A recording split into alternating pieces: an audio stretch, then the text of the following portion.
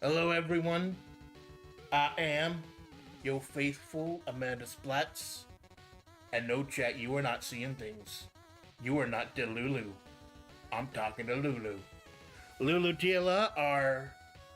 Well, Lulu, I'll go ahead and let you introduce yourself. I think you can do it best.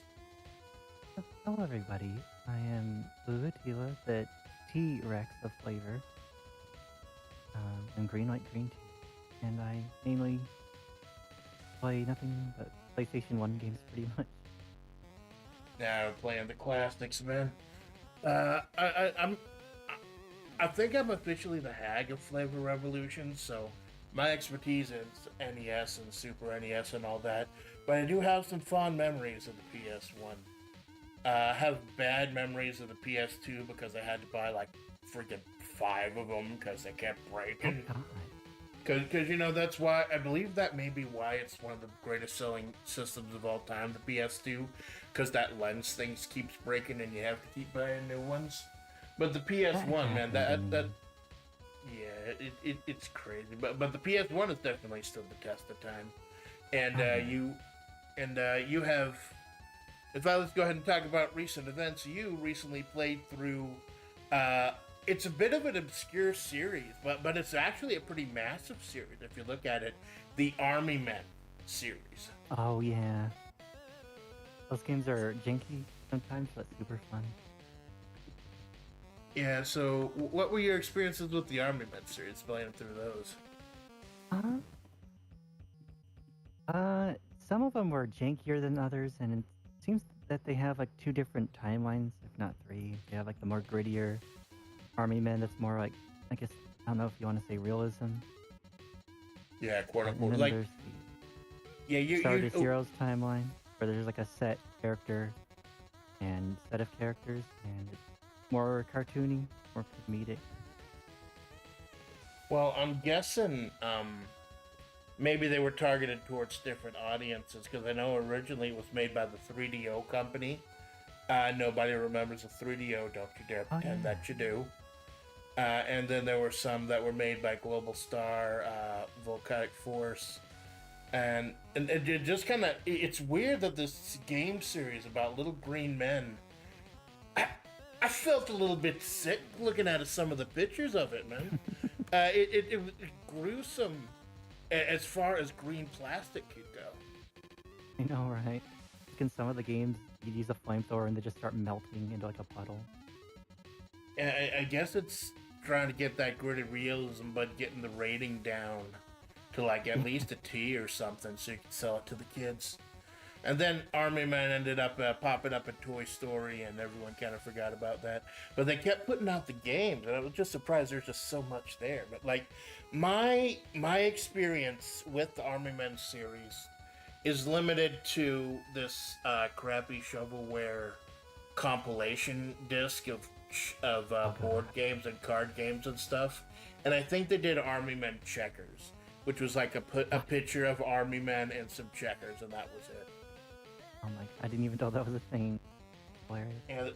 And there's just so much shovelware out there, man. Like especially with the some of the old. Like I know the Wii was bad for it, but it had it with the older systems too. But you sift through them and you eventually find the classics. Like, what would you say as far as the PS1 goes?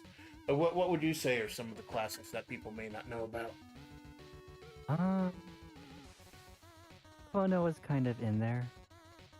Definitely a gem. It's Klonoa. That's the one with the little bunny thing with the big ears, right? The Klonoa of the Wind or something. Yeah. He wears Um, a hat with Pac-Man on it. oh yeah, so it's Namco then. Yeah, it's Yep, Namco. Namco. Uh, oh, that's cool. Like I've got Brave going because I'll admit my knowledge of the PS1 era is a little fuzzy. Although I do have a story about when I got mine. They re-released both of the games, and for they remastered and re-released some of the games in 2022.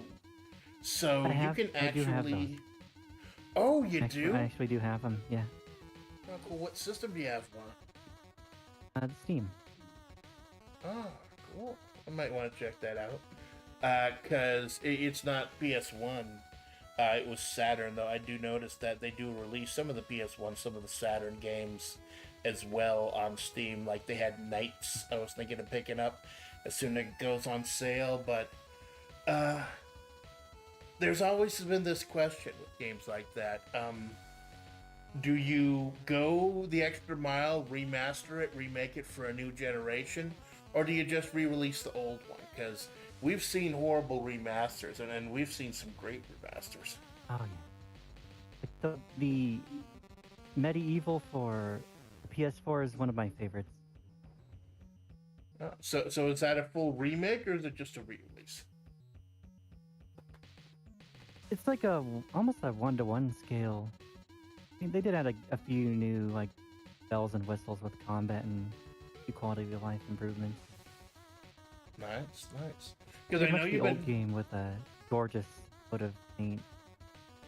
yeah, because I know you've been playing the original. Like did they remake the second one as well? Unfortunately, they didn't, and I still want them to. That's like my holy grail of like remakes or remasters. Is that? Well, if the first one sells, man, if the first one sells, that'll make people look at it. Hey, thank you for stopping by, Sensoka. Joined in hearing about Melting Green Man, immediately knew what game y'all were talking. Yeah, well, they're pretty infamous, man. And Lulu's been going through them. So when you decide to choose a game or a series, like, do you set out to do the whole series at once, or just like game by game? Does that? How do you plan that out? It's helter skelter. It's like game by game for me. Sometimes I'll be, yeah, I want to do all these at once, and sometimes I'm like, I'll take it easy. I'll play the sequel whenever. Like with Medieval, I want to do immediately get the first one out there, and it's like, you know what? I'm gonna save the second for October. It's spooky month. Yeah, that's the type of thing I do. Like, I recently finished West of Loathing, which is a Western comedy, mostly text-based, and I absolutely love it. And they did have a sequel, Shadows Over Loathing, which is like an H.P. Lovecraft type of thing. But I decided I was going to hold off on playing that for a while because, we just finished. But that's more of an RPG. That's more of a long-term thing. Yeah. But it always... we are flesh for choice these days. It's not like Oh, yeah. back in the day when you had to go to the rental store and see what was sitting there. Everything's on Steam or purchasable or gettable through other means. We There are are quite so flesh for many choice these days. Games on Steam that I had no clue were on Steam. Like some of the Men games are on Steam. I had no clue. Yeah, it's like, and one thing I do hate about Steam though, that there's so much great about it, it's that for a while it was hiding shit from me. Oh, sorry. For a while it was hiding stuff from me, and apparently it had automatically set up barriers like gore and hentai what? games and stuff. So now I went ahead and shut all of those off, but now all of my searches are flush with hentai games. Nice. So it wish in one hand and things in the other, and you see when one gets folders, right? Mhm. Although the one talking about the PS1, that I do got a story about that. When I was a young baby splat long time ago, not baby because I had a job. My parents said I had to get a job, but they never said what I had to do with the money. So the moment I got my first paycheck, I bought a PS1. Problem is, since I was used to like the N64 and the SNES and stuff, I didn't know what a memory card was. So I went down to the So I went down to the rental store, and I remember the first two games I ever played were Dead or Alive, because Ninja Booba, and the original Metal Gear Solid, because I had a magazine that had a guide in it. But when I started playing Metal Gear Solid, I was like, oh no, I can't save because I don't know what a memory card. I don't even have one. So I just had to take a day off from school and work and everything, and I just played through it in 12 hours, beat it, and then had no way to save it afterwards. Clutch. Yeah, it's Metal Gear. I get so depressed seeing it how what has happened to that series with Kojima leaving after the first Mm. one was so brilliant, man. Oh yeah. I mean, it was Uh, brilliant. It was cheesy. It had some fourth wall breaking stuff, like with the guy who reads your memory card, if I had one. oh yeah, And Psycho Mantis.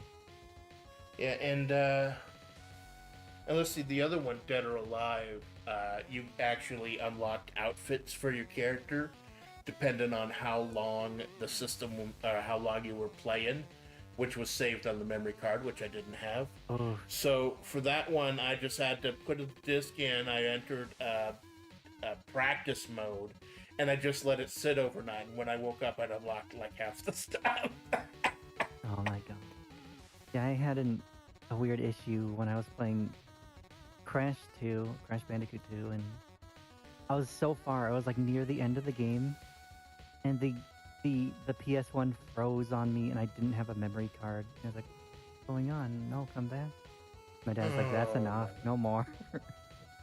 yeah, And I couldn't play for the night. you've gotten far enough. Yeah. But yeah, what I love about that, once I finally did get a memory card, though, you put it in, and when you save, you get those cute little icons, man. I love the block. That was half the entertainment, seeing what kind of little symbol you got when you plugged it in. They did it up in the PS2 also when they made them 3D. Yeah. But yeah, that was those little touches, man. Those little touches. One of the reasons why Remember, the system is so popular. there's like a small little secret everyone at school knew. It's like, oh, with Final Fantasy VII, if you save it on the last block, you get the Sephiroth block. I was like, oh my god. I never heard of that. Each different block number, I believe, is a different character, which is really cool. Ah, nice. And now you got a legacy of that series. That particular. It's weird. Like I personally like 6 better than all the Final Fantasies, but it's 6 is one of the obvious. best. Yeah, but it's obvious that 7 is the one that had the longest legacy because we're still getting movies and games and stuff based off of 7. And Sephiroth is in Smash, stabbing Mario in the butt. It's great. It's considered Final Fantasy VII is considered one of the, if not the first, AAA game. Yeah, and you said like it. Wasn't that one 4 discs or? It was 4 discs. No, it was 3 discs. I think it was 8 that was, and 8 and 9 that were 4 discs. Yeah, because I remember I played 7 by borrowing it from a friend, and I didn't want to hold on to it too long because I knew Final Fantasy VI was like 80 to 100 hours, and I didn't know how long 7 was going to be, so I didn't do any of the like side quests and stuff. Like I didn't get Knights of the Round or anything. I just kind of blazed straight through it, and I guess it's a good thing because if anyone doesn't know the original Final Fantasy, it's actually kind of neat. The final boss, the Sephiroth, the Cloud version, he scales up with you. Like if you do certain things, like he's got more HP, more damage and stuff. So I guess it's kind of an early an example of adaptive AI as well. It's really cool, and they did that with the entirety of 8 as well. Well, eight, All of the enemies will scale with. eight's a little weird though, because don't they like there's no actual leveling up or something? There is. There's levels and there's junctions. So I'll admit I Pretty have weird. not I have not played a lot of 8.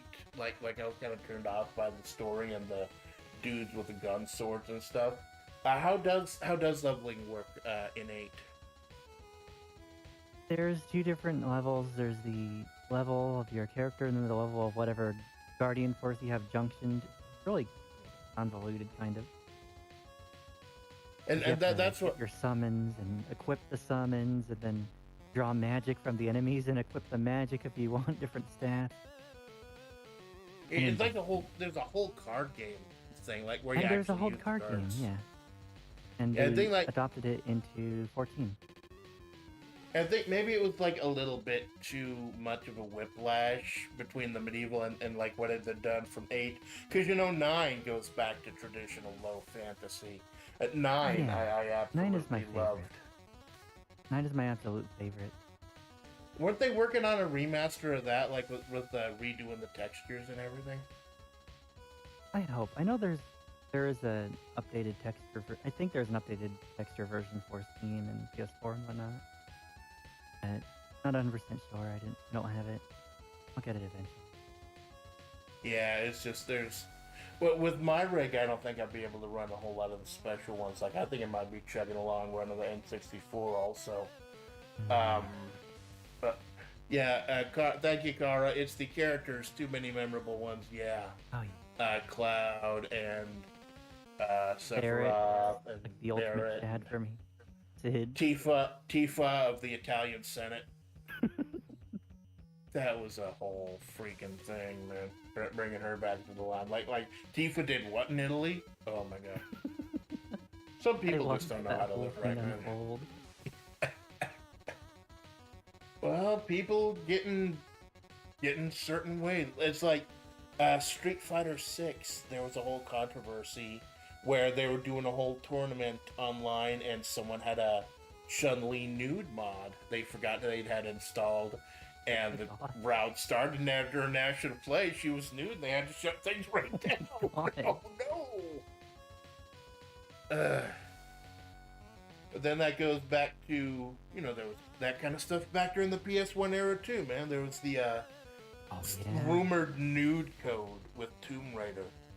Oh yeah. So you could Pointy supposedly, see Lara Croft and all her eye-piercing pointy glory. Then there's the hot coffee mod for GTA San Andreas and for the PS2. Yeah, people are just... People talking about people being horny these days. People been horny for a long damn time. Even with the NES, where you can... I think if you beat Metroid, you could get to play in the Zero suit, and it was like a onesie. Yeah, and Samus's hair was green back then. I actually kind of like that better than the traditional blonde she is now. But I tell you, Nintendo was very, very strict about nudity and religion and stuff when porting their games to America. But with like the advent of the PS1, you saw a lot more not really quote unquote risque, but they're pushing the envelope a lot more. Yeah, games like Conquer. Yeah, well, I think that was for the N64 though. Yeah, it was. But yeah, that was rare though. Like literally, it was. Oh yeah, that's true. It was not. It was rare, as in it was not a common occurrence, and it was rare, but it was made by Rare Company. We have Nintendo with stuff like No More Heroes, blood everywhere. Yeah, I think they finally realized that they need to grow up with their audience. And then now, though, the thing I feel bad about Nintendo is that for every step forward they take with their audience, they take like 3 steps back. Like recently, they've been dinging. Like I've had to stop with some of my content because they've been dinging people playing certain Nintendo games certain ways that I'm not going to mention. I'm not going to risk it either. I was going to have an April Fool's joke where I became purple and became the coffee T-Rex, and I was going to do like Kirby 64 or something, but I'm not going to risk it. Yeah, so you're going to go full Barney. I was going to go full Barney, yeah. That was the one joke game I was going to play. They had put Barney on the Sega Genesis, and as a dumb little idiot, I rented it one day, and I beat it in like an hour, 100% run. Because it's the dumbest... There's a few like Babbo games for the PS1 as well. Yeah, didn't they have like... I don't know if they could be considered Babbo games, but I know they had a few Rugrats games on there, didn't they? Oh, they do. That's right. I do want to try those. I know they had things like Sesame Street, like Elmo's Adventures or something. I believe there's a Teletubbies game. Oh, the Teletubbies. I saw Vinny Vinesauce play the Teletubbies game, and it absolutely mind broke him. So I think he would enjoy that. It was a horrifying experience with the Tubby Custard. Oh no. Agreed. Don't risk. I got slapped for playing the trailer. Some people would be cool, but yeah, I heard about that. Car. She got Car Malone got slapped for playing a friggin' band. Well, was was that during your zoo horror thing? Because I heard that game would like if that VOD got privated, it might not be a total loss. I heard it wasn't that good.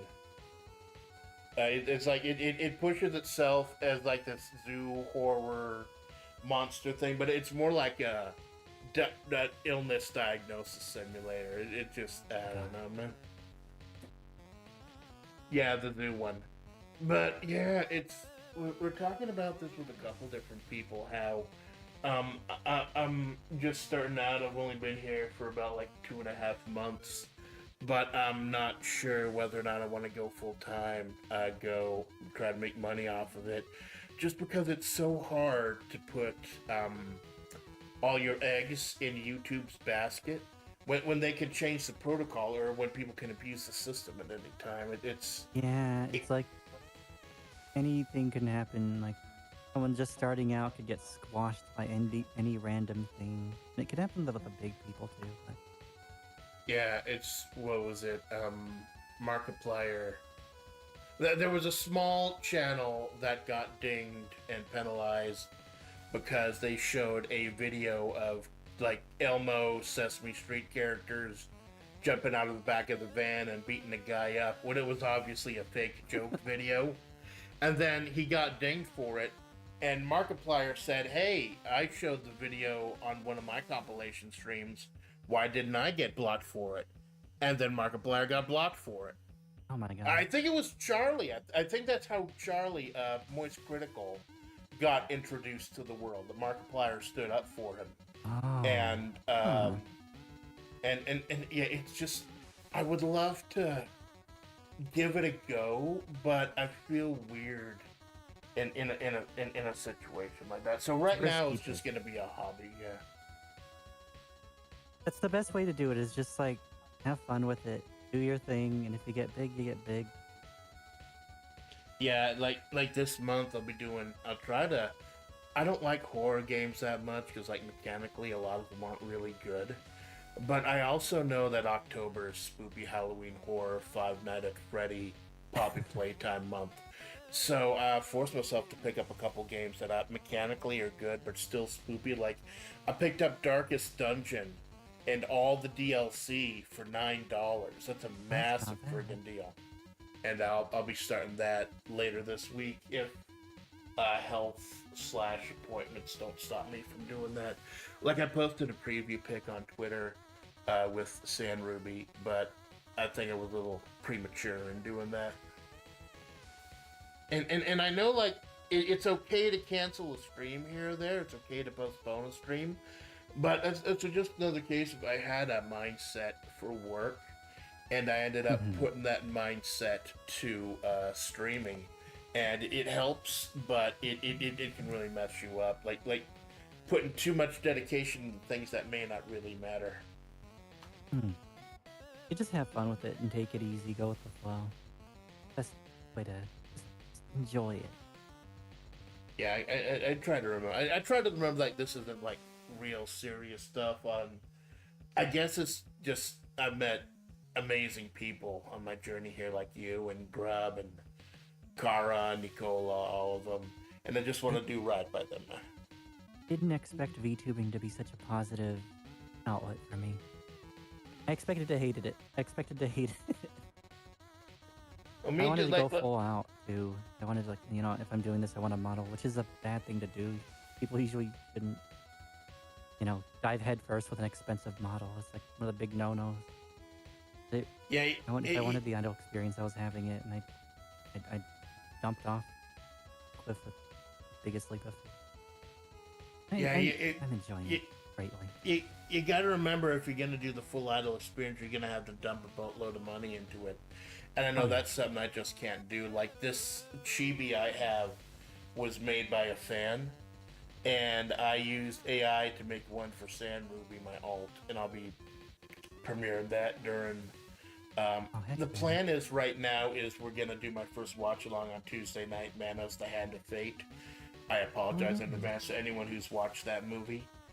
But that as a beginning VTuber, that's the line you have to. And That I've talked about this a few times this week, but the real genesis of this and going along that was Pipkin Pippa had a stream before I debuted about how to be a VTuber on a budget.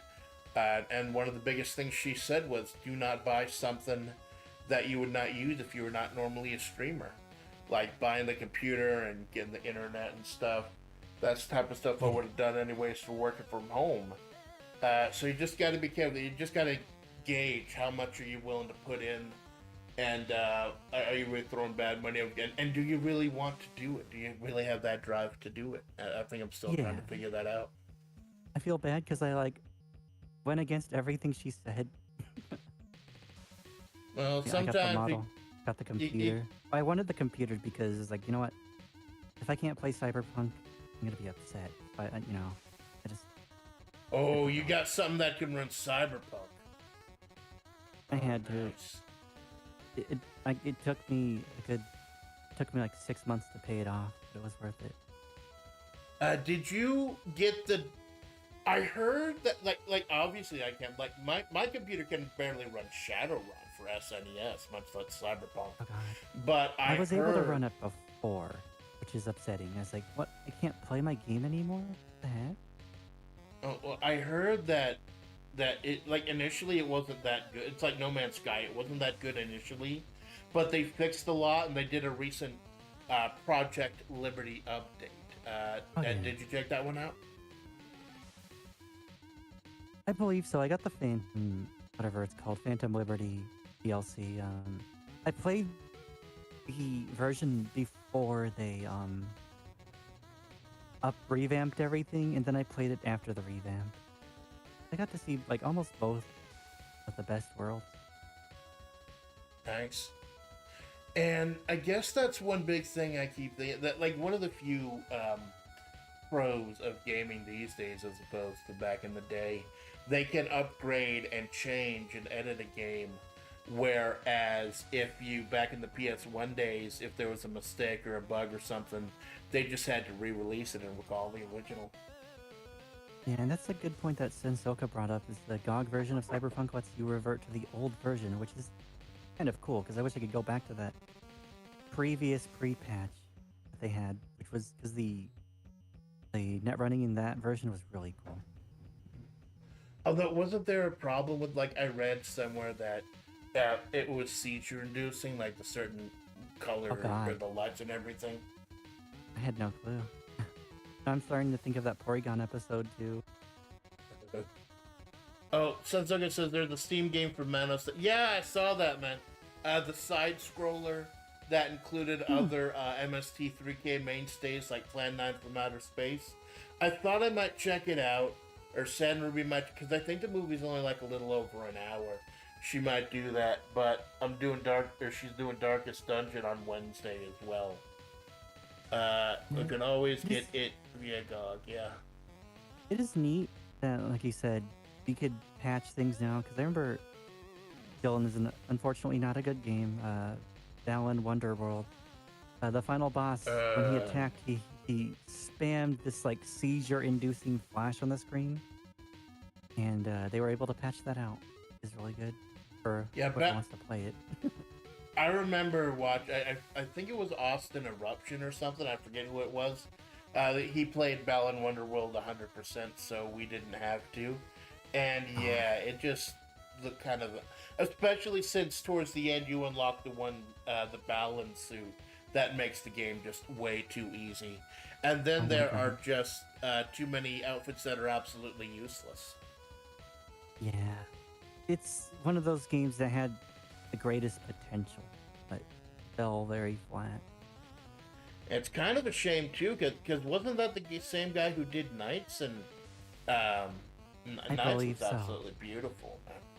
Like, I bought Knights for the 360, and I haven't fired that thing up in years. I gotta see if I can get it to work. But I know they also recently re-released that on Steam, wait for that to go on sale. But, yeah, it's just... It's always a mixed bag when you hear someone is making a sequel in a modern day or a remake or something. Because, like, it was one of the classic staples of the Castlevania games, like Symphony of the Night and all of them. They had the Oh yeah. guy who made them doing Bloodstained, Ritual of Oh, the that's and a fun one. Bloodstained was amazing, man. But then you got friggin' Mighty Number 9 and that whole thing. What did he say again? It's better than nothing. Making people cry like an anime fan on prom night. Then the game did poorly, and then he was like, "Well, it's better than nothing." Inafune. I don't Thanks, know. Inafune. I liked. What really blew my mind was after they did Mega Man 8 or 7 and 8 on the Saturn and all that, or 7 on the Super Nintendo, 8 on the Saturn and It PlayStation. is so good. Then they did 9 and 10 in the old NES style. 9 was amazing. 9 was great. I loved playing it again, but 10 was kind of middle of the road. I have them.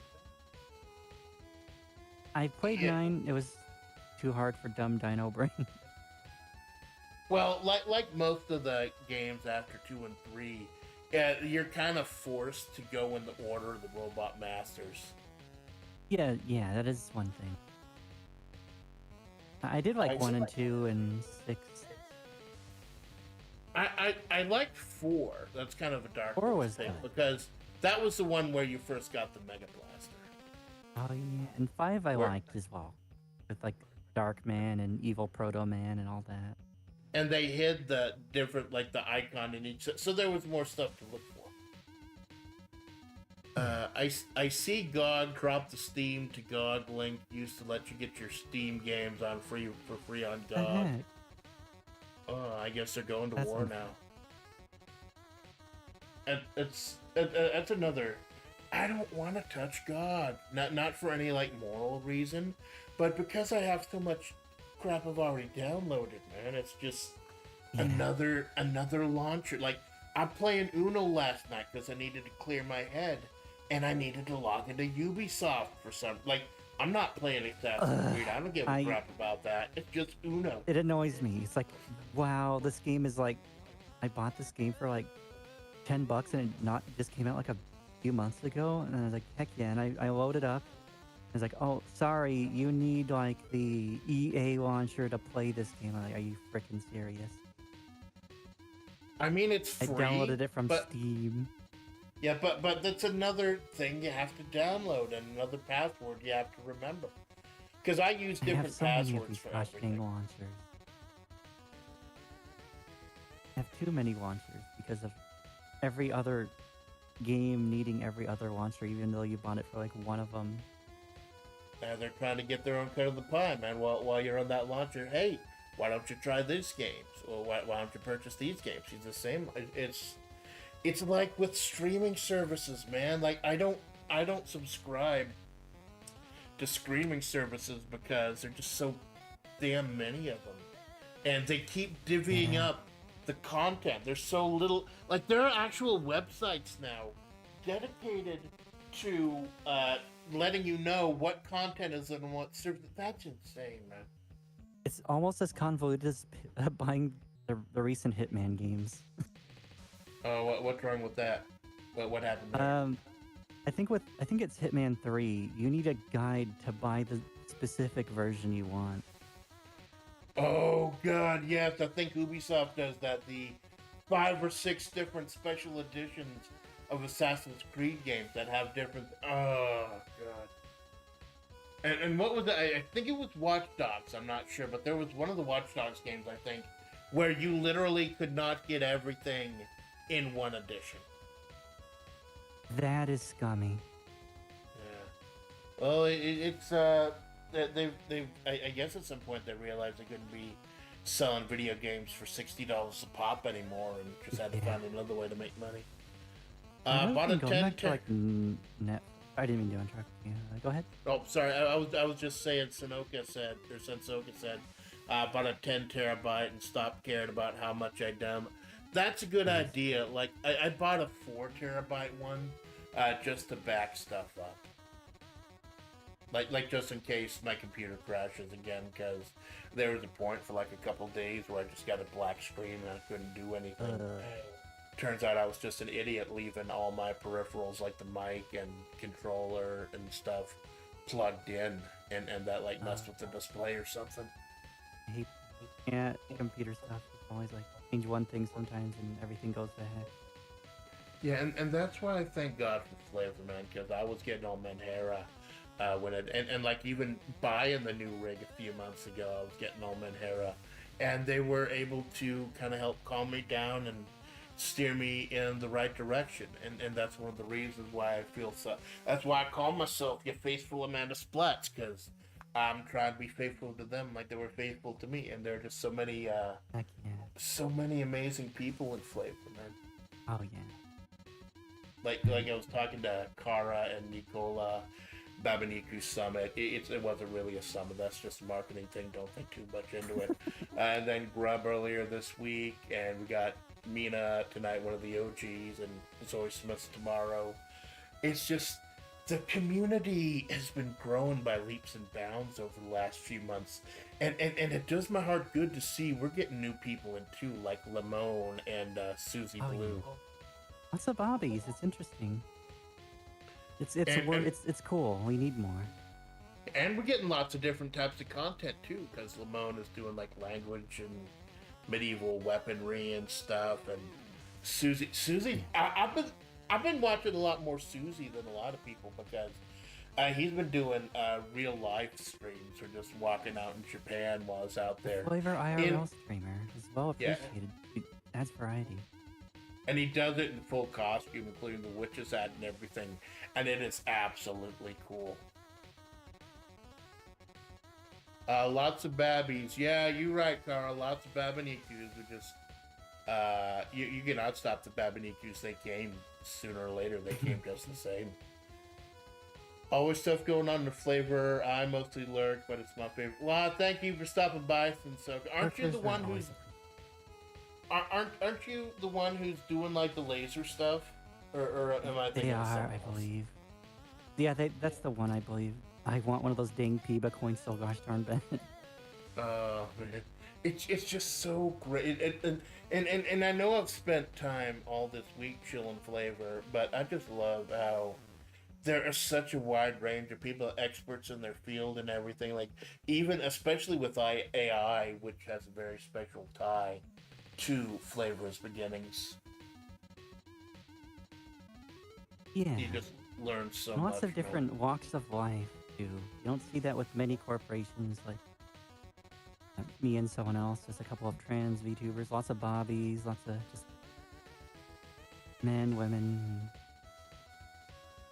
Yeah, just different walks of Oops, life. sorry. And you don't see that with corpos. Yeah, it's with corpo. You just like you get the whole. You know what you're getting when you look at an image of a corpo generation, quote unquote. It's just. I know it's a meme right now, but it is that creative freedom, and that's what I've been trying to explore, my creative freedom with the writing streams, because I'm not a streamer. I'm a writer who occasionally streams. But it's been such an educational experience, man. I've been learning so much from it. If you got a PO box, just DM me. Shipping is like $5, so I give a lot of stuff.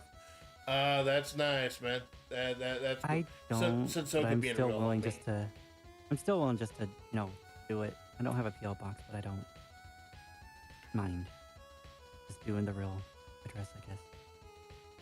I always get paranoid about using my real address on stuff like It's buying Steam cards and grocery cards and stuff. I just go to a physical store, like there's a mall. Not too there or I don't want to say a mall. It's what's left of a mall, because I don't know if there are like any real full malls left anymore. But they There do are have over big here, old. but I've Oh, never, yeah. I haven't been to it since I was a babo, so Yeah, I want to go there sometime. I'm gonna ask someone, hey, could you drive me here? I want to see what it's like. Yeah, I was. I'm old. I'm a friggin' hag. I'm old enough to remember back when the mall was the big meeting place with Oh commerce yeah. and where everyone hung out. The whole vaporwave aesthetic touches my heart because I was Oh alive yeah. during that Oh era. yeah. And now you go these days and like half the places are empty and it's like a whole bunch of clothing stores, and if it's Christmas they'll have like maybe one or two kiosks, and there's a food court and half things are shut down thanks to the Board of Health. I still Uh, yeah, that's why I have man. my gradient the way it is. Like, if you've seen my ultra saturated gradient with like my overlay and everything, it's like, hey, I'm gonna grab the Final Fantasy VII UI and throw it with the most brightest 90s saturated over like gradient I possibly can. Yeah, well, when I was trying to generate pictures of you, which was surprisingly really relatively easy. Like I thought it'd be That's harder alright. because your design is so complex. That's what But I thought as well. there was actually a really good description of you on your VTuber page. I forget what it's called, but Oh, and I was the just flavor able to like plug that on the Microsoft Copilot, and that brought up a lot of good approximations. I've got to update mine, and I think mine was like back before the whole troubles. It doesn't have anything about Sand Ruby on it or anything. I got to update. Like there's so much. There's so much stuff you got to do, man. Like you get in this business, quote unquote, because that's the meme that FlaVR is actual business. You get in this and you don't realize just how much goes into behind the scenes, like making the banners and making the thumbnails, making the rooms, and it just I love doing it, but it gets to be a little time consuming, man. Like yeah. you don't get to watch like my oshis Uruka of Face Connect. Like I watch some Pippa, but Uruka's a big one. I haven't been able to watch a lot of Uruka recently because I've been doing this. Like I wouldn't trade it for the world, but it'd be nice to have a little bit more time in the day to be able to check her out too. Yeah. It happened. Brola May was talking about it a couple of times. How when you become a VTuber, it's hard to watch VTubers. I can't really Well, I watch Kirsha or Piba or Bay anymore. well I've been watching a lot of VTubers, but it's been all flavor. It's been you and Kara and Nicola and Senna, and it's been all flavor. So, and they've actually started to become the soundtrack to the grind. Like after I listen to all the newscasts and stuff, the stuff I need to talk with IRL people about, I get to listen to the people that I'm honored to call my cohorts, and that's kind of nice. Yeah, it's awesome. It's And, mm, and really that's good why I said community. that's why I'm a little bummed out that I don't get to check you out more because we stream at about the same time. But when I'm able to stop in, it's always you got such a Yeah, I nice, feel peaceful bad voice. not being able to see the like other flavor members as much as I used to, and everyone says my voice is nice, and which is why I got this Go XLR yesterday, and I'm trying to set it up nice so I could utilize this mic as full as I can. Oh, you're really invested. I'm just literally using the microphone built into the laptop. Hey, I figure you don't need to hear this voice in like 1080p, whatever the audio equivalent of that is. Even though I'm supposed to be a V singer, you don't need that experience. But like, weren't you having some issues with the Go XLR? yeah, it's what I'm using now. It's just setting up audio stuff is a pain. I super chatted Pippa about it yesterday, and she says she can't see herself going without it now. But it was a pain for her to set up as well. Well, I know eventually once things get better here, once I like take care of like surgeries and stuff, once our financial situation improves, I am gonna, as a V singer, have to start investing more in like a good mic.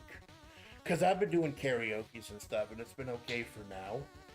But again, and now I'm a little worried about the karaoke though, because there's this whole thing on YouTube now where some bands have been taken off as some kind of negotiating tactic for censor or seeker or something. They were talking about it earlier this week. I got the news from the one news source I get all news from, Charlie. But it's just there's just so much to keep on top of. There's so much to keep track of, man. It's great. It's exhilarating, but it's also exhausting, especially when you're trying to be mindful of not letting it dominate real life as well. Like as soon as I step out of my bedroom / living room / office / dining room / anything. There's a whole real world out there that doesn't know that Amanda Splatts even exists. Yeah, I was. It's weird. I have like a really autistic way of putting it. I've seen it. Sometimes I'll see it as like, this is weird. This is gonna sound cringe, but like superheroes, where they have double identities. You don't know who they are in the real world. It's like getting powers. And you're a rookie, and you see these big, great superheroes you've always known.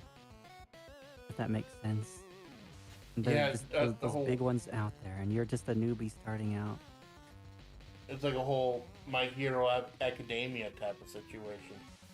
Yeah, I guess. Exactly. And it's great, but it's also and I've experienced this even with my short time doing this.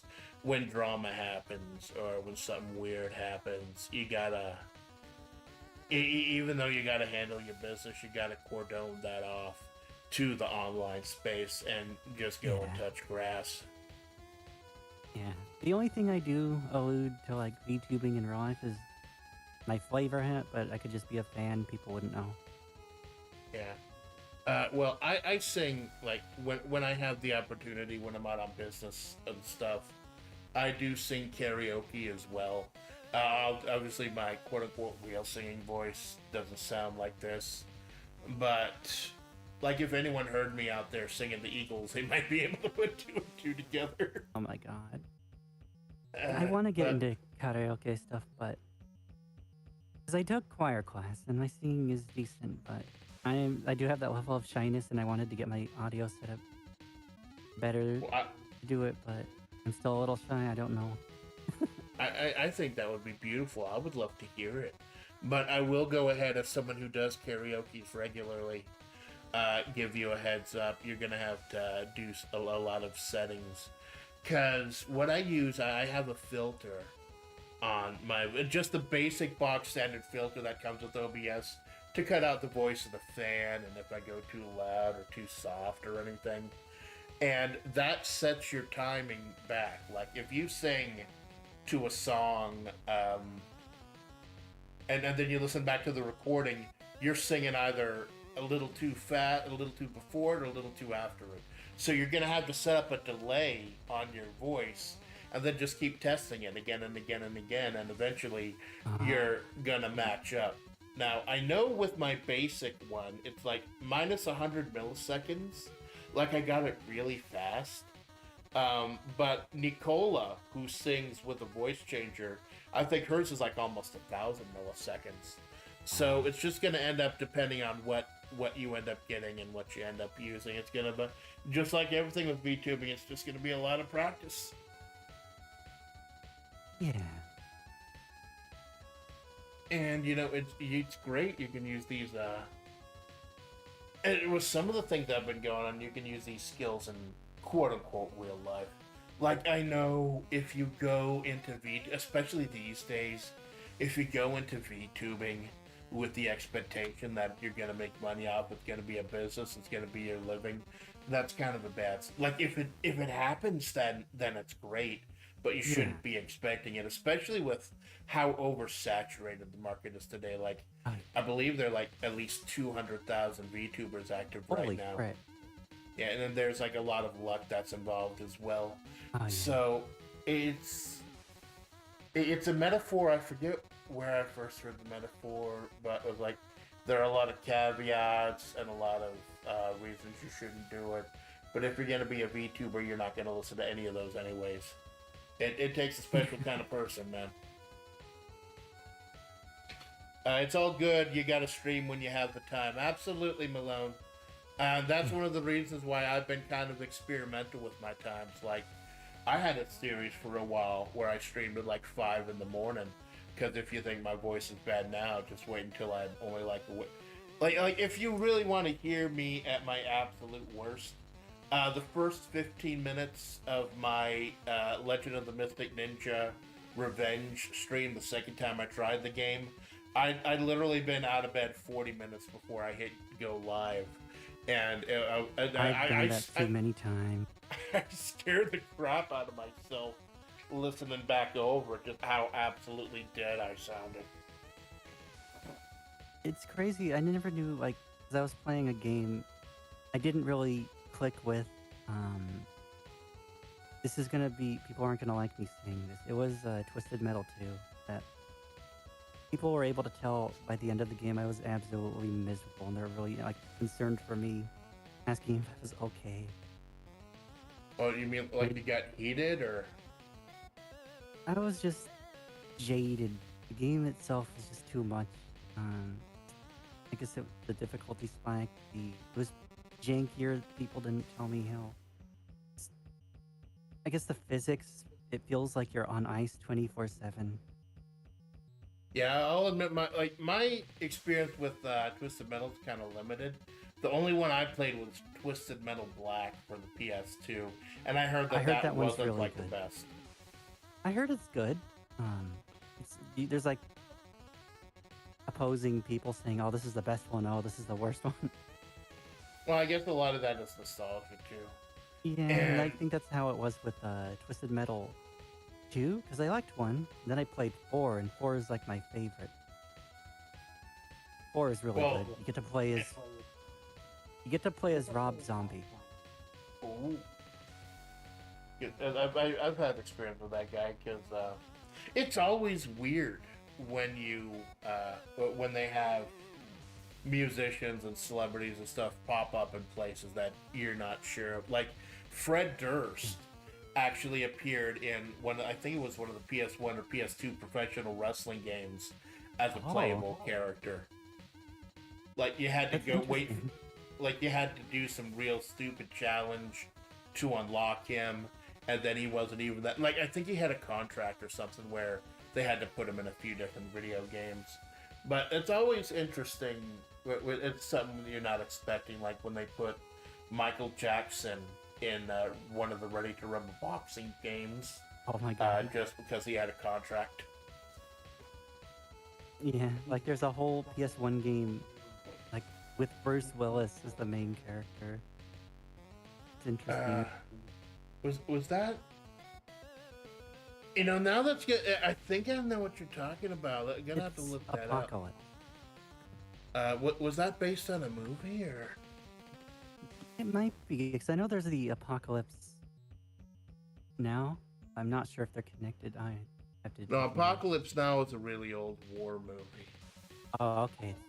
That's the one with that song from The Doors. Yeah, Apocalypse by Bruce Willis, 1998 video game, as opposed to the 1990 video game, which is a futuristic 3D space shoot 'em up, released 1990 for the Acorn Archimedes. So there's your useless trivia for the day. I ain't charging you shit for that. But yeah, I think I'm looking at the plot summary, and I was thinking of that Arnold Schwarzenegger movie, The End of Days or something, where he fights Satan. Oh my god. Some of these movies I have to actually go back and watch. Yeah, it's like, well, then I won't spoil it for you. But the ending is kind of weird. Oh, yeah. And yeah, there was a, reading Kara chat, there was a Fifth Element game for the PS1. Yeah, Going back that to was... movies, for a bit in Netflix. Because I almost forgot to say this is like I would go on Netflix for like October for spooky stuff, right? Nothing, no good movies. I go on Tubi, 100% free. Like I was able to watch so many good movies like the Hellraiser series, and like, wow, what the heck? Why is this free platform outdoing Netflix? Were there advertising or? I didn't see any, but I do have ad block. Probably. Yeah. I don't have any specific actual ad block software, but Kara turned me on to Brave, and that's done most of it. I use Brave. It's fantastic, especially on my my phone. I believe the phone also gets rid of the ads if you use the YouTube on the browser. You didn't hear me say that, YouTube? Yeah, this is all hypothetical. We are two fictional characters talking about hypothetical things in a hypothetical world. It's a dino and a roadkill. What do you fucking expect? But yeah, ad blockers, love them. But anyways, yeah, it's so hard though without something. Because like I was trying to read up some news articles for stuff that's coming up that I can't talk about on the channel. But you go through like one paragraph and you hit a video ad and the thing says, hey, do you want to subscribe? And like 3 or 4 pictures of find this one weird trick old rule in a woman's basement, found her belly when her dog started barking, the cops came in and were surprised, and dumb crap like that. It's just... I mean, I know they gotta make their money. I know the internet isn't quote-unquote free, but damn. Do you remember those old tabloid magazines, like back in the stores, back in the day? And they would have like the wildest articles on them. Yeah. The lady found alien race in her backyard. Of course, yeah, that was just like... Wasn't that the one with wasn't that the one with the Bat Boy, where Bat Boy was like a mascot for the longest time? It might be that one. It was like, they were BS and they're trying to push themselves as real, like believe it or not type stuff. But eventually everyone figured out they were BS and they just kind of leaned into it and just got weirder and weirder. And then you just but you get that type of stuff these days too, with the clickbait articles and stories and stuff. And once you click the button, they got your information, they got your demographics. It doesn't matter if it's true or not. Which is another good thing about Brave. Oh, there you go. Plus, it's like a lot. It seems to be a lot less graphics intensive than I was using Edge like an absolute idiot, and it seems to be a lot better than that. Although, whenever I fire up the rig, whenever I pour in the diesel fuel on my computer and pull the ripcord, fire the rig up, it launches Microsoft Edge, and I have to shut it down from the task manager so it doesn't take up a whole bunch of resources. It's weird. Yeah. I just want to uninstall it, but it's a literal Microsoft thing, so I'm worried it'll screw something up. So, but it's just, I forget who it was. I think it might have been Nicole who was trying to get me onto, what's it, Linux. But I'm so computer illiterate, man, that it just, I got Windows 11 and I just barely figured out how to turn off the S feature. So I'm just gonna ride with that for a while. I'm still upset with Windows 10.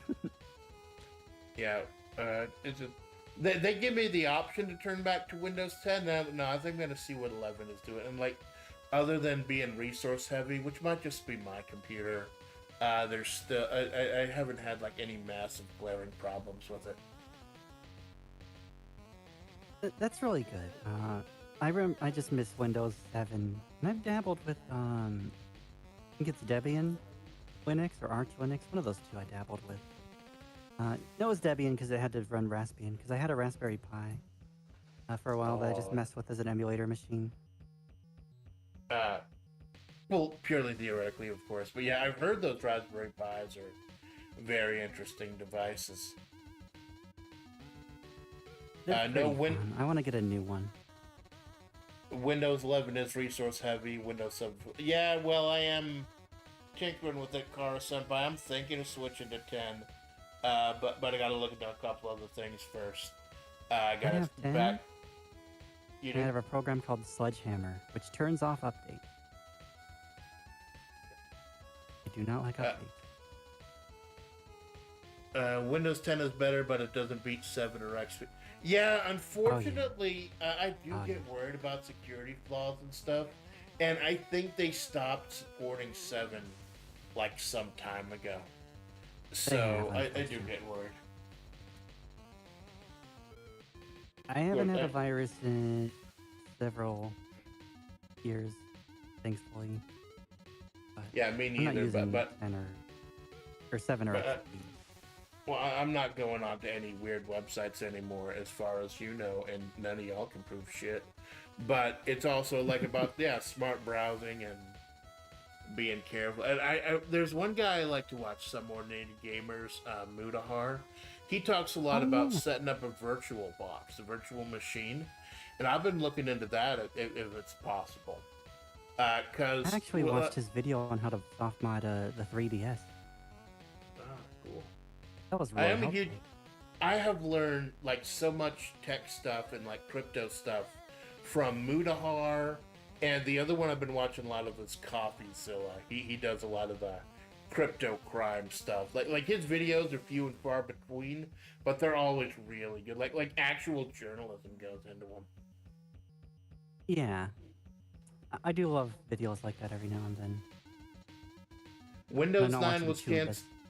Windows 9 was canceled. I don't think Windows 9 came out, Kara Senpai. I think Windows 9 only exists in Gensokyo. But Windows 8, Windows 8 was bad. You may stop supporting it just when you take the risk yourself and go back everything.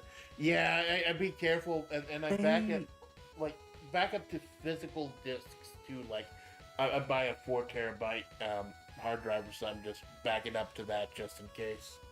A lot of people are still using XP, believe it or not, and they use a lot of there's unofficial service packs and stuff and security updates that people have went out of their way and helped to make. So there's always that. Well, it's always nice to see like communities just popping up, like all these old first-person shooter games and stuff, and old games where the servers die because eventually they all do. They disconnect them and the game is useless. But then they set up like fan servers around the world, so people can still experience them the way that they're supposed to be experienced. Those are absolutely great, man. My heart goes out to the fans who are doing this and not getting a cent off of it. Just doing it for the love of games preservation and everything. Which Nintendo, unfortunately, seems to hate. Yeah. That brought me to like why some of my content I'm gonna have to be careful in the future, because they are bringing the hammer down on emulation, and I'm big into lost media. I'm big into super rare stuff, and that's we're getting more and more evident that these days, when we're not getting physical releases of video games anymore, we're just getting digital releases. What happens when the license goes out? What happens when the old PS1 disc gets scratched or degrades? Because all the old Nintendos and Super Nintendo, exactly, they're getting rot. They're falling apart. You got to be very careful about how you preserve this stuff, because the children... Yeah, the children in the future, 25, 15 years from now, are going to need to know. They're going to need the hands-on experience about how much the Virtual Boy made your fucking eyes bleed. I can't believe I was the dumb little child who begged Mama Splatts for a Virtual Boy. Did you get one? No, she was smart enough. She knew, she did her, she wasn't into video games and stuff, but she did her research, and she had a lot of co-workers who did know their stuff. So I got the Nintendo and the Super Nintendo. I think the weirdest thing I ever got was the Game Gear. But no, I never got a Neo Geo or a 3DI or 3DO or CDI or any of that crap. She was a smart shopper. She still is. When I was playing one of the Army Men games, I actually saw there's building those little alphabet blocks. You can actually get to see 3DO. And next, like in the blocks, next to it, it spells out Gex, which is really cool. Yeah, because I think it was made by the 3DO company. That must have just been a port. Yeah. You lose it, and guess what? Just as intended, you own nothing, and you will be happy. Yeah, I remember. Yeah. We brought this up in the Babaniku Summit, and by summit I mean there were 3 of us there, where California, I think it was, recently put up a law where they have to admit you're not buying the game itself, you're just buying the digital rights. Yeah, and was it one of the Ubisoft CEOs that said they want gamers to get comfortable with not owning their games? Yeah, it's kind of messed up. It's just there's just more and more of the stuff that's just disappearing into the ether every year. Like, thank God there are let's players and stuff who are doing that stuff, but things are just gonna keep disappearing, and it just takes one person finding something at a yard sale like 20 years later that someone forgot, like in the backyard or something, and then ripping it and uploading it to the internet, and we have just the most amazing experience. And these times that we may have forgotten from they're not good. A lot of them are shit, but the fact that we can access them again and check them out, it's part of the preservation that I'm so into. Someone out there owned and found the prototype of the Nintendo PlayStation. Yeah, because wasn't the PlayStation supposed to be originally like a peripheral for the Super Nintendo? Yes, it was something? A disc-based peripheral or device that Nintendo backed out of the deal of and went with Philips instead for the CDI. And then they did their own thing with the 64 disc drive, which I don't even think ever made it to the States. I think so. What a good deal that was, the Philips CDI. Sensoka says, Virtual Boy was unimpressive in person. I have actually... Oh, this is how much of a fucking loser I am. I've played, in certain ways, every single Virtual Boy game. That's not hard. There's like 20. Wow. And I have found there are like 2 good ones. By far, the greatest Virtual Boy game is the Wario game.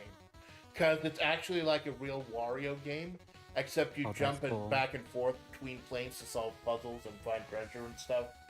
And the other one is like Jack Brothers, which is something with like the Atlas mascots and just a top-down shooter. But yeah, there was a lot of garbage on there too, like water. I don't think that the excess of the era can be exemplified better than the fact that Virtual Boy had a port of Waterworld. So that freaking movie, man. Subscription-based one. I got so angry about subscription. Like, I got heated about this at the summit, too. Talking about, I own Microsoft Office for, like, 7, and for, like, 98. Like, Papa Splatts had one with 95. And I've owned... Office has been free for a large part of my life, and now I get out here in the desert. You have to pay for every year. No, I'm not doing that shit. I've done writing streams, but I use something called Open Office, which is a 100% free alternative. So that's why I use Paint.net. What's Paint.net? It's like a Photoshop type program. Ah, cool. There was something free that GIMP, I think it was called, that Cara turned me on to.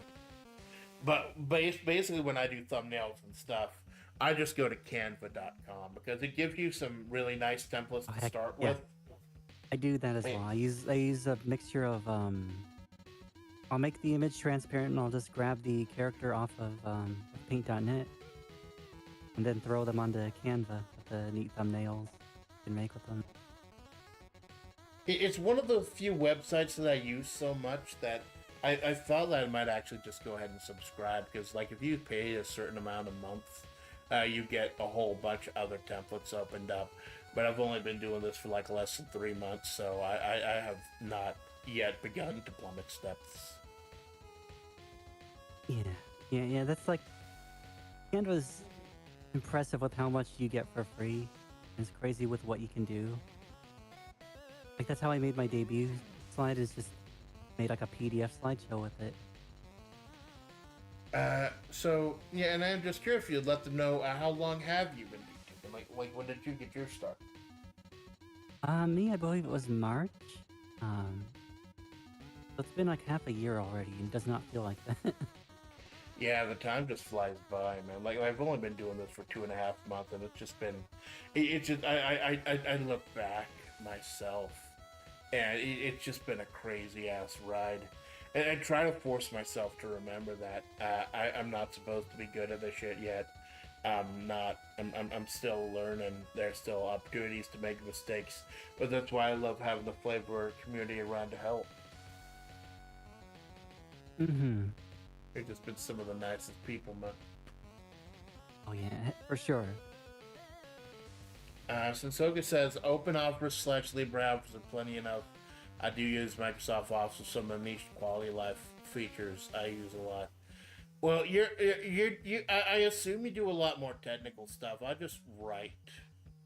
Like that was the one thing I thought, like, when I've got this crap rig. It's not crap, but it's not strong enough to run like Valorant or anything, or Dark and Darker.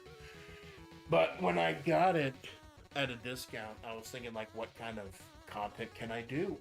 And like, I watched Mother Tiffy Weefy. She does writing streams. I figured I could do that.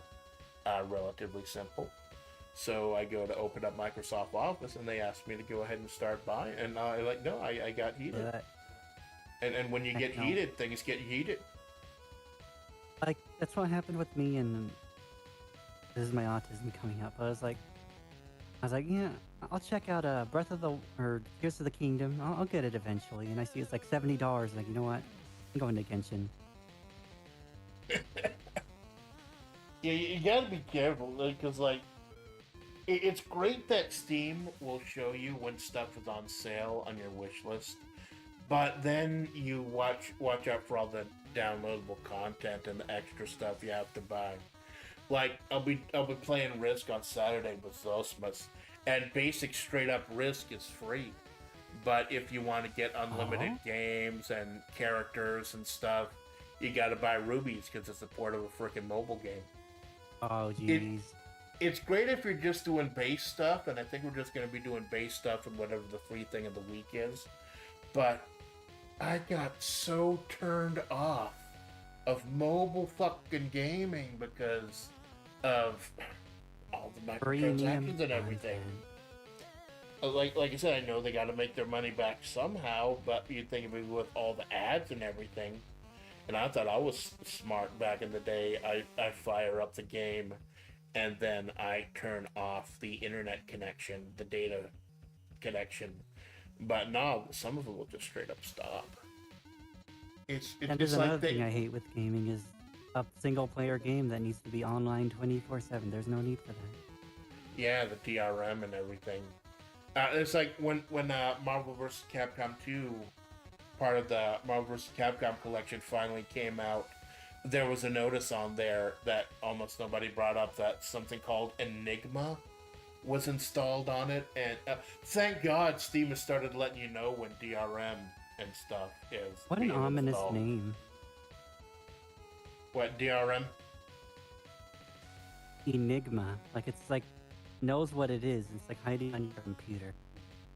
Yeah, well, I think it's like some kind of anti-mob thing, I don't know. Well, which is kind of dumb because Marvel vs. Capcom 2 is like a party fighter anyways. It's absolutely bat crap crazy. It's hard to take it seriously, but it's fun. Correction, it's Western mobile gaming. Eastern is a different... Yeah, Car, we've seen you playing Genshin, making an impact. I'm like pulling CVS reports from a warehouse management system, combining the data sets in Excel, making it in PowerPoint presentation. My brain exploded halfway through that paragraph, Tensoka, but you do you, my man. Add the date, yeah. So The sad. damn I day couldn't get job. Moani and Genshin. Well, don't they do a thing where I know very little about Genshin, but don't they do a thing where it's sad where if you buy enough stuff, they'll just give you like a pity pool or something, just straight up give it to you? Yeah, I got another character instead named Diluc, and I don't. I'll just try to roll for him, or roll for her when she comes back out, I guess.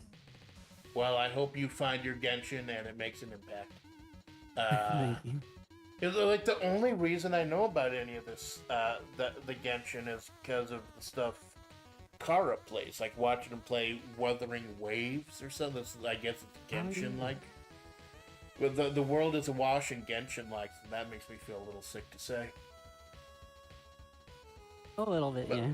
But one popular game comes out, one popular genre, like what happened with PUBG Battlegrounds, that everyone had to have a battle royale shooter, or with like Valorant and Overwatch, everyone had to have a team shooter until you get stuff like the market is so oversaturated.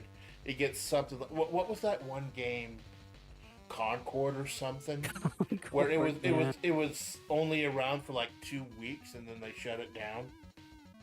I'm a design spurg. I was really picky with my model herself. Then I see Concord's designs and it hurts my brain. Yeah, they're just so dull. Like there's nothing. Like you look at a Genshin, and the design makes an impact. I'll stop using that fucking joke. I apologize. But and I think that's part of the tropical girl is like, oh god, I actually want a character. Shoot. Yeah, you look at them, and by just looking at them at a glance, you know who they are and you know what they do. And a lot of that, like I'm big into fighting games mostly, and a lot of good fighting games do that as well. Like you see the big burly guy, you know he's going to be a grappler, or the tiny little skinny guy is going to be running away and throwing fireballs and stuff. And you see the guy who looks like Ryu, and he's going to be the Shoto. I said Shoto, not Shota. Calm down, people. But it's just be able to pick it up at a glance. It's useful, but if it's done right, a lot of these designs just become so generic. Like you're really looking for originality. I dropped Genshin. It's not related to the boycott. I just found the game really funny. I didn't know there was a boycott. Was that the thing with the bunny girl outfits? No, or was that another thing? They were mad a girl wasn't respective of a certain ethnicity, I suppose, to put it in the best of terms. Geez. It's just like, why didn't you go after Fate if you're, no one got mad when they had all the Aztec gods as cute waifus in the Fate games. It's just the weirdest thing. I love the fan bases of so many of these games, keeping the games alive and stuff. But there are certain elements too, man, that can make you hate a game. Even if they changed the design, it would have failed due to how much in the hole they were. Yeah, it wasn't like supposed to be one of the most expensive games ever made, and then just like it just went for like 2 weeks. At this point, it's almost like the producers, where you wonder if they had some kind of money-making scheme where they just try to make money off a flop or something. That's what I feel. I feel like it was like a money laundering thing, because how do you lose $400 million over the span of like 8 to 10 years? You make Concord, and it's what it is. Like I showed you a screenshot of one of the characters. There's no color. There's no saving this design. Like you could add accents, but the design itself is just a done deal. It's over. It still looks bad. I'm pulling it up right now. God, what is that? Looks like a fucking ZX Spectrum character, like some kind of my god, Doom Marine. But I'm gonna see if I can. I'm working on being able to be more fluid during streams and pulling stuff up. I'm gonna take a snapshot of this and see if I can figure out how to post it on OBS, because I know I have the snipping tool open always, Heck yeah. and when you save a snip, it automatically saves a screenshot to a folder, so that's useful. So image, name, image, not Doom guy, screenshots.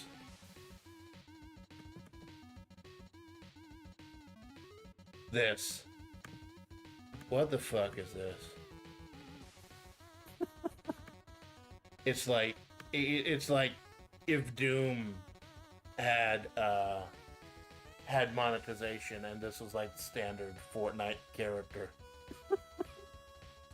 Ice Cream Marine. Well, there's I can't even think of anything funny to say. It's just fucking boring. Windows button plus shift plus H. Cool, man. Oh. Thank you. But yeah, but a lot of the time, and there's another part of game preservation. Like, this thing is going to be so legendary that they ended up destroying it. Away with you. They ended up getting rid of it, but in the future, people are going to want to see why this was so abhorrent and why it bombed so bad, even if see if it actually played good or not. Like, what was one game I wanted to talk about during the summit? Babylon's Fall or something. It was a Square Enix game. It was weird. Wasn't it like Square Enix and Platinum or something? It was weird. Yeah, and it bombed like horribly, and they got rid of it like I think after a year, after pouring so much money into it. But now the only way we're going to be able to experience that game is in like Let's Plays. Yeah. There's another game, Anthem. That's what it was. Anthem crashed hard as well. Yeah, well, Anthem, didn't they have like at least a little bit of a life? Like, was that the one where they had like jetpacks and stuff? Yeah, and I know Battleborn also had a bit of a life as well. I almost got the game because it was the 5 below. I was like, should I buy this game or should I hold off? My instinct told me to hold off. The next week, they announced it was going offline, so like, you know, I'm buying Yokai Watch 1 instead. I feel so bad. Like, I don't play first-person shooters because I like being able to look at my character. It helps with the immersion. But I feel like they had some interesting ideas and interesting characters, but just the market is just too saturated. Yeah. Seems like you can be a Megalith XL. What's Megas XLR, man? I don't think I've heard of that. Vegas XLR is a TV show, I think from the early 2000s, about this guy who builds a giant robot out of his car, if I'm mistaken. I'll take a quick look. I probably saw it at like 3 in the morning when I was messed up in the head and trying to get to sleep. It was a Cartoon Network show. Exactly. Megas XLR animated kids series. Oh yeah. I remember the red-haired woman because, of course, I do that people did on the internet to the red-haired woman what they do to pretty much any female character online. Remember how they had to stop using Aaron from Esurance because of that? Yeah, it's like it's like people can be horny and they're just like too horny. It's like as old as I am, I feel weird talking about stuff like that. But like there's a point where obviously these type of characters should exist. These are fantasy worlds with fantasy characters, but fans can make things fucking weird. For me, it's always just like the different strokes for different folks. I guess I didn't mean to make that a pun, but yeah, it's like we're going back to the PS1. I was looking up stuff and remember Sophia from Battle Arena Toshinden. She was like at the forefront of the marketing. The blonde dominatrix Russian woman with the booba. She was like in all their advertisements. when she's not even like a cardinal character in the game. Like my bag is fighting games, and she's useful because she's got a good range with a whip, but she's not actually a big part of the story. They just put her they put her front and center to sell stuff. Yeah, I remember. I mean it worked, but still. Oh yeah. Chicks dig giant robots. Yeah, no, I saw Gurren Lagann. I know how much like giant robot diggy hole. I'm fucked up. I apologize. I started. I got a new transformer. Oh, cool. I think you showed the picture of that. Was it one of the new Optimus Prime ones? I do have one of the big Optimus Primes. This one's a Starscream. It's the remake of the. It's weird how they're remaking figures now, but it's the remake of the Cybertron Starscream. It's a really fantastic figure, as overpriced as it was. Now, are these from like the original cartoon, or was this stuff that was made for the Michael Bay movies? It was. There's a certain trilogy called the Cybertron trilogy where they had Armada, Energon, and Cybertron. It's part of that early 2000s anime series they had. Ah, cool. Because my biggest experience with the Transformers series was the Beast Wars one, where they were animals. Heck and yeah. And where that series actually got surprisingly dark and That's serious. why I wanted to be a T-Rex. Oh? Because of Megatron. Well, there you go, man. Or you could have transformed yourself into a gun, because he does that too, I believe. Oh yeah, he does that in G1. Yeah, dinosaur with a gun. Although I understand a T-Rex with a gun, you probably wouldn't be able to use it as well with those tiny arms. The tiny arm. I do apologize if that was racist or anything. That's But fine. but yeah, I do love your design. It's just, you don't see anything like that out there. Like you're so original. I really how did tried you come hard up with it? this one. Oh, I'm kind of big in design, but not on a professional level, unfortunately. But I wanted something like, I looked at VTuber models, right? I looked at Gura. I looked at like Tiba, kind of a few others. I looked at just to see their designs, and I wanted to see what made those designs stick out. I noticed some of them had asymmetry. They had one underlying icon that stood out. And another thing is, you want your VTuber, like, or for me at least, I wanted the model to look good in a silhouette, be iconic within a silhouette. Also, my tail's a JoJo reference. Oh, everything's a JoJo Rush. Like even I like season 3. I'm only familiar with season 3 of JoJo, because that's when they did the old arcade game, the Heritage for the Future one. That one's so fun. I played the PS1 version of that. Oh, did you get through story mode? I don't think I beat it. Because I know story mode has like a lot of weird detours and stuff, like the one where you actually have to find the guy in the maze and you're playing poker and stuff. But yeah, I would annoy the crap out of people because I made Vanilla Ice and I just kept teleporting everywhere and pissed people off. He's really strong. I think that's where I stopped, because he was so strong. That, and I also picked up Mariah, because, you know, the nuts and bolts booba. But I believe she's kind of a low tier character, so I dropped her. Yes, like I sort of got a flashbang when I was playing the game, and just like the really scantily clad woman, and I was like, oh my god, this is pretty, but oh god, YouTube, please don't destroy me. The Empress one? I believe so, midware. If I remember correctly, she's not in the TV show, or she's not in the original. They made her exclusively for the PS1. But she's never shown. Oh, so they gave her, like, they literally gave her flesh in the PS1. Yeah, they gave her flesh. That's it. It is always interesting to see how different companies interpret the different mediums, because like JoJo's so fucking big now. I don't watch a whole lot of it, but I did get into what was it, the 5th one with Jolene, because, you know, I'm into jacked muscular women, and that was Hey, kind of interesting to check out. yeah, that But was a Stone Ocean, the sixth part, and right after it comes Steel Ball Run, which is where Diego Brando comes from. If you look at his tail, you'll notice something. Well, if oh, you look at his right. color scheme, you'll notice something. Isn't the one that's like a jockey?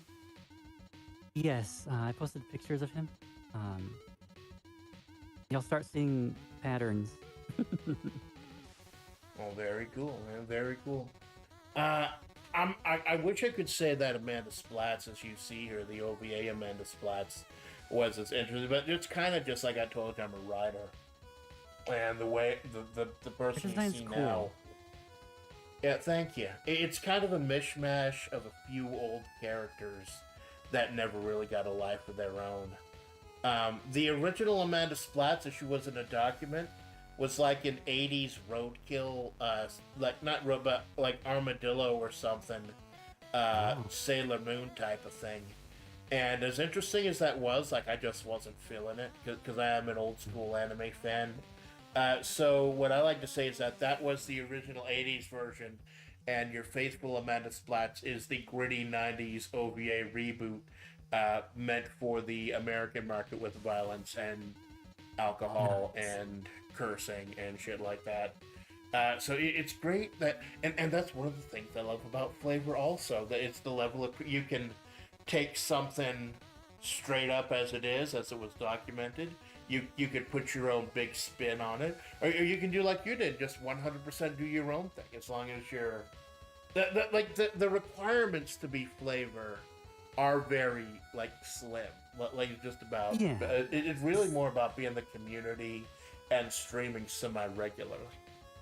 What happened was I got like drunk on New Year's Eve. I know that's a kind of a flash thing to start with, but I was watching Pippa's stream. I was like, I'm gonna ask her. So I asked her, and she saw it, and her words were the best words, and its FlaVR is for everyone. FlaVR's for everyone. You goddamn right, man. She's like, go for it. FlaVR is for everyone. I got it. Yeah.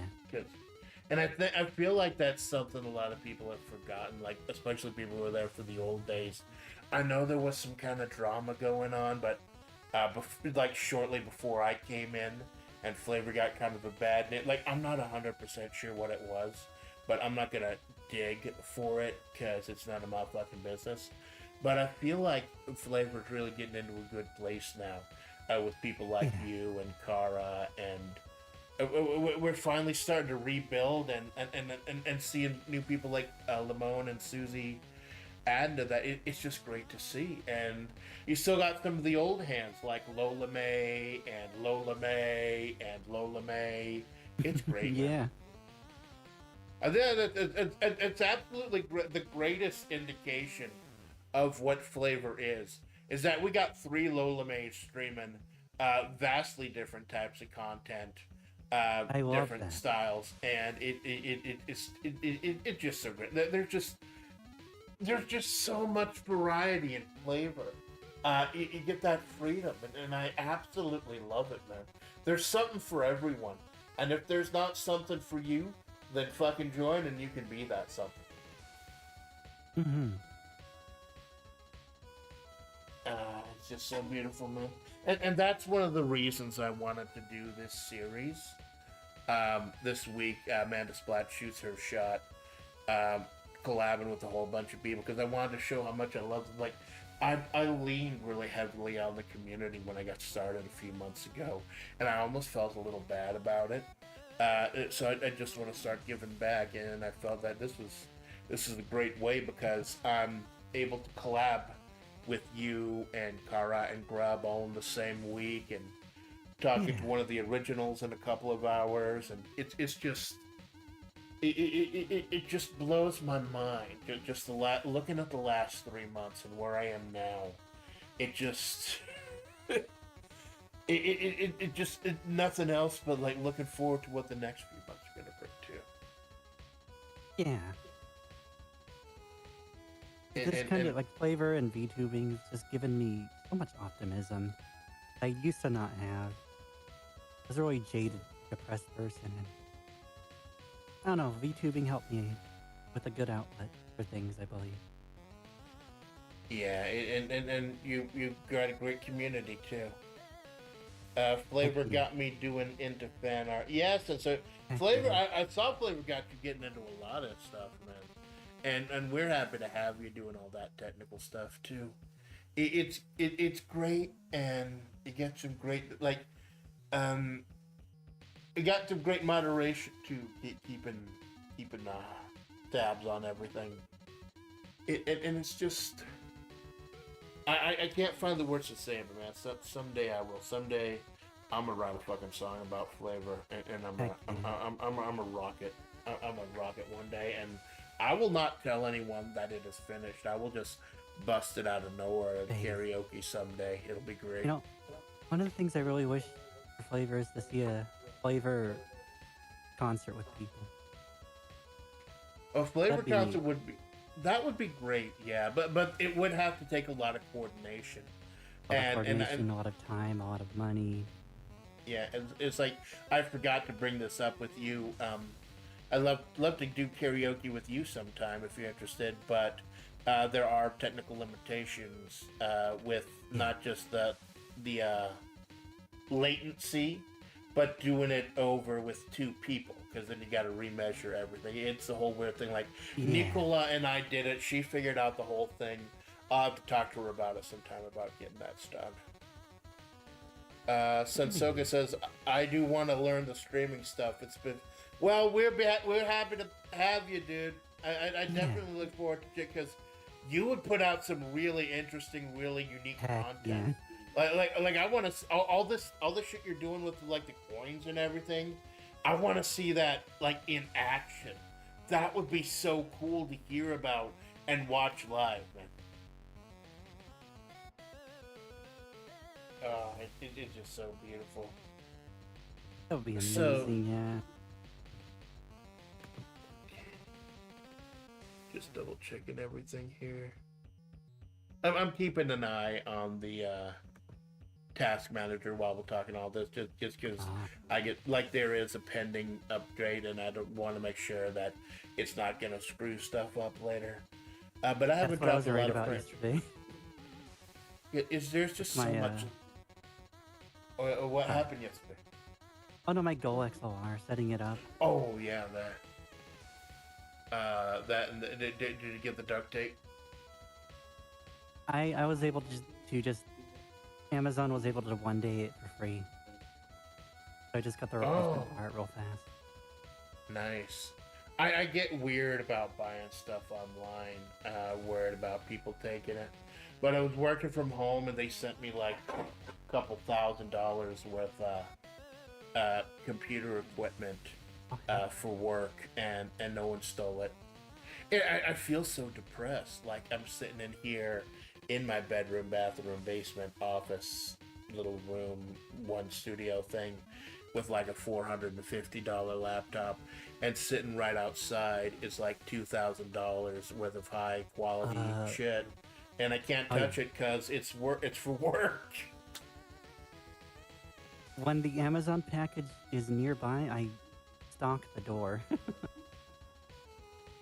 Yeah, I probably just have to sit outside and give my neighbors the full splats. I'd actually touch grass and talk to someone while waiting, cause. But I also get paranoid about buying stuff on like using my debit. Like they say, never use your debit card online to buy things. You can use a credit Yeah. card, cause that could be canceled. But what I just do is like with Steam and like I can't do it with Amazon. I haven't found Amazon, but I just go buy cards at like the Yeah. desert Walmart, and that's just so much easier. Surprised they don't have the Amazon cards over there, because they do have those. Yeah, I know they exist, but I think people are worried about scams. Like, they're the scummiest fucking people. Like I watch Scammer Payback sometimes, and Oh, it's a good they got channel right there.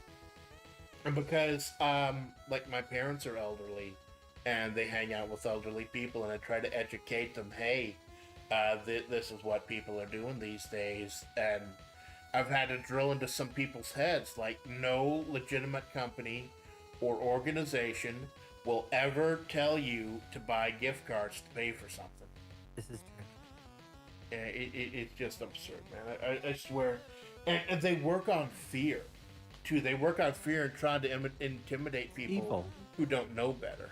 So thank God there are quote unquote white hat hackers like Pierogi and Scambaiter and Jim Browning and stuff fighting the good fight. A few weeks ago, my dad actually he wanted me to talk to the person because they said that there's a charge for Walmart.com in $3,000. So just talk to the person and go, Terry Makichu Benkilode, and they hang up and they don't call back again because I knew it was a scam. I knew my dad was like, I told like, Dad, this was a scam. Walmart wouldn't do this. Yeah, when they call me, I just go, yeah, that's my charge. Don't touch it. Yeah, I'm lucky because Mother Splatts, not only is she quite intelligent about that kind of stuff, she is, and I hope she never finds out I'm a VTuber, she is full of piss and vinegar. She had one of these assholes call her one time, threatening, "Hey, I am the sheriff of your county." She's like, "Well, go ahead and come over and arrest me then. Do it," because it's just getting worse and worse, man. You gotta educate people. You gotta be smart. You gotta make smart choices, and you gotta look out for each other because it's like a world community, man. We've got to watch out for each other. Yeah. So we're starting to wind up a little bit. There's one thing I think I told you about. I'm trying to pull it up. If anyone's curious, because I know PS1 is your big thing. Do you know the top 10 best-selling PS1 games of all time? I'm gonna guess. One has to be Metal Gear Solid. One has to be Final Fantasy VII. I feel like Twisted Metal's up there. One of them at least. I got the list from Wikipedia because that's trustworthy. Crash, but it Tomb looks Raider. right. Here we go. Here's the top 10 best-selling PS1 games of all time. Number 10, Metal Gear Solid, a little over around 7 million units. Number 9, Tomb Raider, so the pointy booba beats out Snake. Number 8, Crash Bandicoot Warped. There we go. Number 7, Crash Bandicoot 2. Number 6, and this kind of weirded me out, Harry Potter and the Philosopher's Stone by Argonaut Games. Excuse me? Yeah, I it have sold that. like I played 8 million it. copies. It's an interesting game. It's not... I wouldn't go out of my way to play it again. Yeah, that interesting doesn't always surprises be good. me. Okay, so top 5. Number 5, Tekken 3. And I'm not surprised. As a fighting game fan, Tekken, it really helps sell the system, man. Number 4 is Final Fantasy 8. Number 3 is Gran Turismo 2. Oh, heck yeah. Number 2 is Final Fantasy 7 with a little over 10 million. And number 1 at 10.8 million is Gran Turismo 1. That makes sense. Yeah. I'm a little surprised that sold more than 5, because Final Fantasy 7 is what really put it on the map, but Gran Turismo sold more units. Like barely, but still. That's impressive. It's kind of, and it had the long and storied, it's great. It has such a long and storied history of the PS1, but then I don't know if you picked it up, but then they had the portable PS1 thing. It was like the SNES mini, but it was a PS1 mini, and then they somehow fucked that up. What was your experience with it? Oh, you didn't? I did. No, I wanted it, but I was like, you know what? This is a risk to buy this. So I didn't buy it. Well, I heard that there was some bad stuff said about it. Like there were certain regions of the game where it was running slow, and it was kind of rip off for the amount of games that were in there. But it does go to the preservation. Let's see what it got. Let me see what it has in it. I know there's a few games in it. Like Siphon. I remember it had Tekken 3 Metal Gear Solid and Siphon Filter. It had the big ones, but there were also some glaring omissions. And there have to be glaring omissions whenever you do one of these, so they can release the next system with those on it, like what they were doing with the Switch Virtual Console, But where they drip feed you like 2 Nintendo games a month. Metal Gear Solid, Cool Borders 2, Twisted Metals, Grand Theft Auto, Resident Evil, Rayman. What the hell is Mr. Driller? I don't Revelations think Persona. That's an interesting one. Oh, that's weird. Now Wild I'm Arms, thinking. got some Kino on there. Now I'm thinking about being the Bob Vila of VTubing. Isn't that Cinnabonbon? I thought that was Cinnabonbon's thing since Soka. But yeah, it's I like don't think so. like she doesn't she do the DIY stuff, the construct like the Home Depot stuff, or She she's does. kind of branched out since then. She does a lot of art stuff too, but it'd be cool to have another one in there. Yeah, it's so great. Like I said, it goes back to the variety. Like even looking at the original 5, you got Mina, who's doing like real wholesome family content. It'll be a lot of fun to chat with her. Rika Paprika, who appeared twice, doing like kind of first-person shooter style content. Donna, who's exploring her own creativity and everything now with the Donna Dark Star stuff. Mm-hmm. And then we have like Seamus's old theme song, Too Many Limes. Shameful Thing, Lobster Head. Only a few people are gonna get that, but for the few people who did get that, it'll just be a great white shark slipping around an empty butthole. And then there's Senna, Senna, who is like, it's so great to see people who it started with flavor. That was just like a big shit post at the beginning. We call it the shit post that took a life of its own. And now I believe we are really looking into with our quote unquote generation in this quote unquote company a new beginning. Then we're really starting at a new beginning, and I am very excited to see where it goes. Mm-hmm.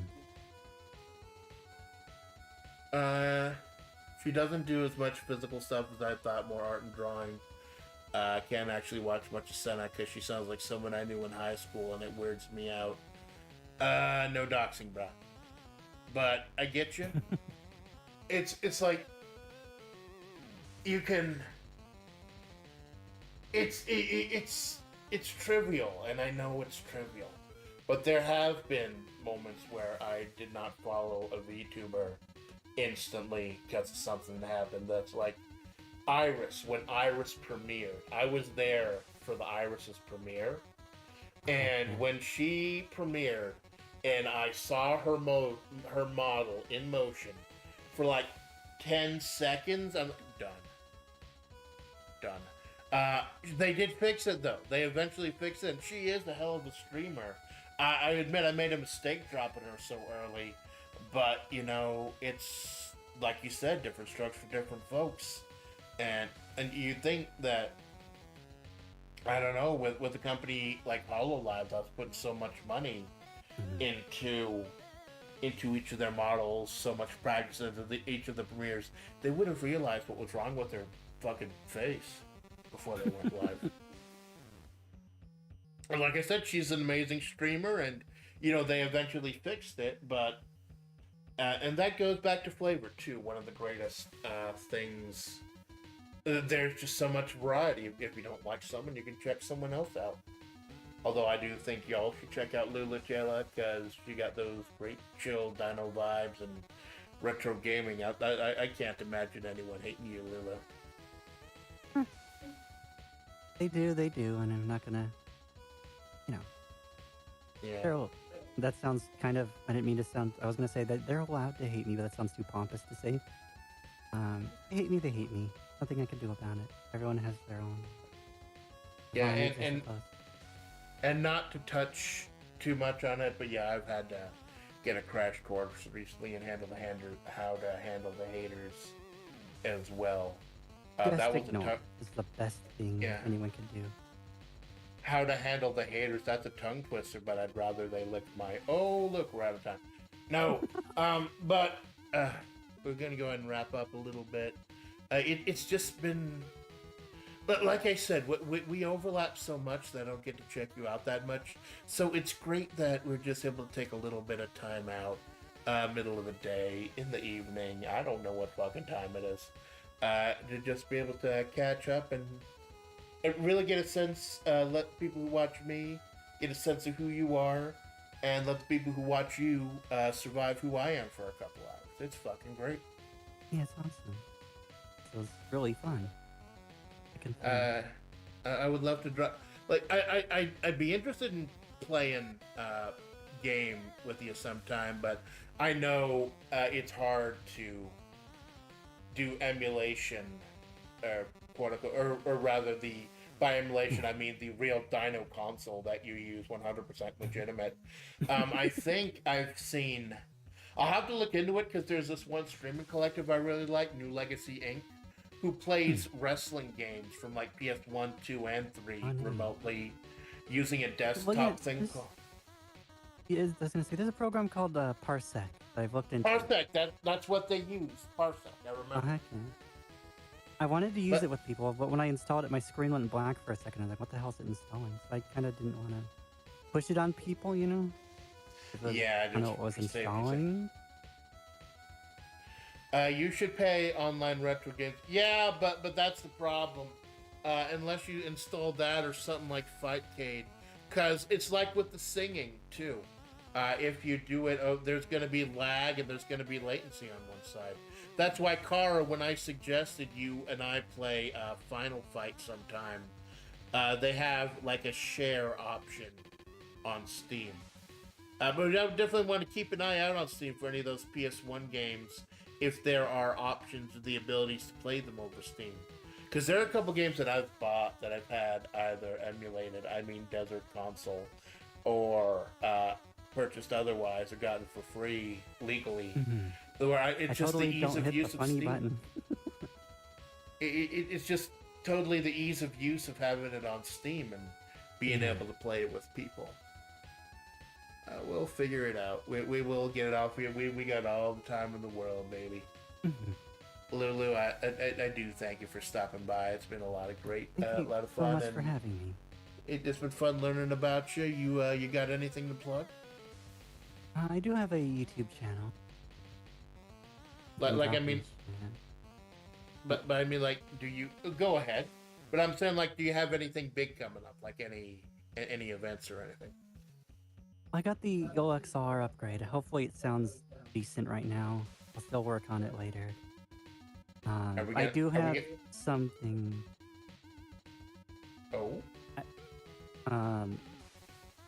I'm talking with my art papa about something, but it won't be done for a while because they're facing technical issues. Once that settles, I will have something in the works. Well, crew art takes time, so let them cook, baby. Y'all cook, and it's gonna be great. And I look forward to seeing what develops. Thank you for stopping by, Lulu. I am your faithful Amanda Splatts. This has been Lulu Tiala, and I do thank y'all for stopping. Thank you for stopping by, Sensoka, Kara, and Lulu. No, you're just talking to someone in the chat. My bad. Everyone lurking, everyone catching the VOD. I know it's a weird time, but we're weird people. And I fucking love that we have a place where we can be weird together or apart. It's great. So, do you have an outro? I usually say is Otsu Nuggies. Otsu Nuggies, yeah. And I don't have a traditional Otsu. I just tell people I am your faithful Amanda Splatts, and this is the Amanda Splatts Project. Good night.